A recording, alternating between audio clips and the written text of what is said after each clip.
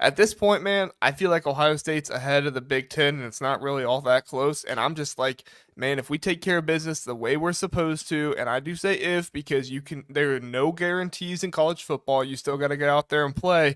But if Ohio State takes care of business, I don't know who they face in the Big Ten championship. It looks like USC, but USC has a gauntlet of a schedule, especially Hmm. in the Big Ten. They do have most of their hard games at home, but still, like there's a lot of hard games on that schedule.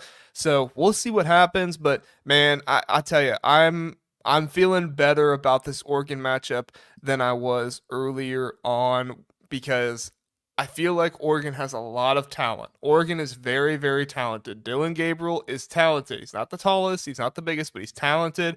Tez Johnson, Evan Stewart. I do feel like they have guys in the offensive line that are talented, but I just feel like there's no leadership on this team, and that's what you kind of run the risk of when you get all these players out of the portal is where's your leadership? Where are the guys that are going to get in the face of the other guys? You just have a whole bunch of hired mercenaries out there, and I think that's a little bit of what Oregon is going through. Can Dan Lanning put it together? Sure, I think Dan Lanning has done a good job in his first 2 years as a head coach. Not fantastic, probably not top 10 worthy like some people put him at, but he's done a pretty good job and he's learning. But this is a huge test for him if he can get some of these mercenaries together and have them function as a team and not just trying to go out there and do what's best for them. Yeah, but see, here's the thing. This is what I love about Ryan Day. He doesn't normally go out and lose to the teams he's not supposed to. You know what I'm saying? So I can't say that about Ryan Day. I like that. And this is what I try to tell people. It doesn't matter how much talent that you have in your program. When you get a first time new head coach, there are going to be things that they have to work out. These coaches used to have to go G5 program before they moved up, like how Urban did, before he got to Florida. He had to go Bowling Green, then Utah, then he had to go to Florida. So he got to make some mistakes, got to learn about those mistakes, got to fix those. Then he go to Utah, learns mistakes there, got to fix those. And then he got to go to Florida. Like most of these coaches, I mean, it even took Kirby 5-6 years, and he learned under the greatest coach of all time, and Nick Saban. Took Nick Saban about 10 plus years before he got his first one, right? This happens. It's gonna be okay. You just wade in the water with it, man. These young coaches that are making their mistakes on the biggest stages now. And that is part of it. And a lot of these people just don't want to be realistic or, just can't take the fan blinders on. But as a real ball knower, there's going to be first time mistakes.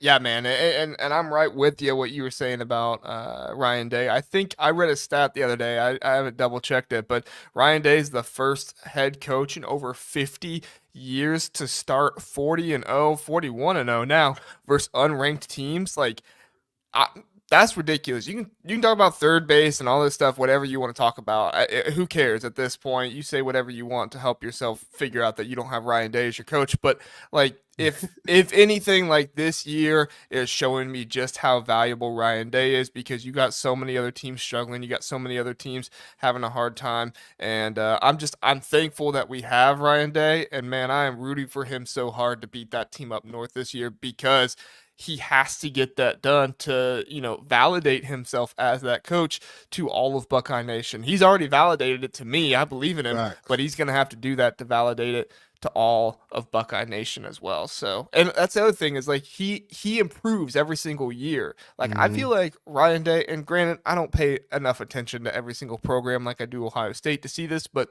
I feel like every single year Ryan Day has identified an issue with him as a coach or something he was doing or something on his team. And he said, that's something we need to fix. That's something we need to figure out. This year, it was the play calling. Now he's much more the CEO. He's going out doing a ton of interviews. He's vying for more funding from the NIL and all that stuff. So Yeah. I mean, if Ryan Day continues to do that, you're right, man. These young coaches, they're gonna have their bumps and bruises, but they keep improving, they keep learning, they keep up with that stuff. It's gonna be much better for the team overall and fun to see. Yep, I talked about that. I want to say a couple years ago, or maybe last year when we started Best Damn Media.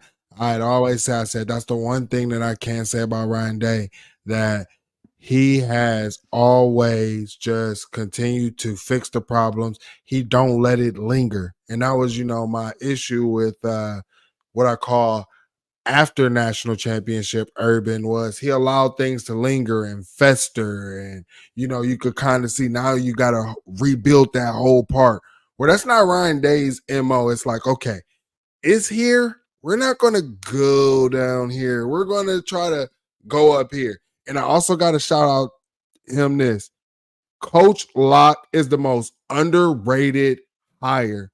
These running backs are running with a different physicality that we have not seen since Stan Drayton. I'm Yeah, going to no, I say, think you're right. Yeah, I think yeah. you're right. I mean, as Coach Locke like to say, no soft batch cookies, man. And I mean, the guys, we was in the halftime space, and that's all people was saying was, can we just say and talk about Travion Henderson, how he's looking different? And I had to give him his flowers, because I was probably like one of his most critical people. I hated how he went down with arm tackles and things like that. Trey is looking for the contact. This man didn't even have to make contact one time. And I saw him just go ahead and get it, lower his pass down, and make a hit. I mean, Coach Locke, underrated, definitely an upgrade from Benedict Alford. That's up there in 2A.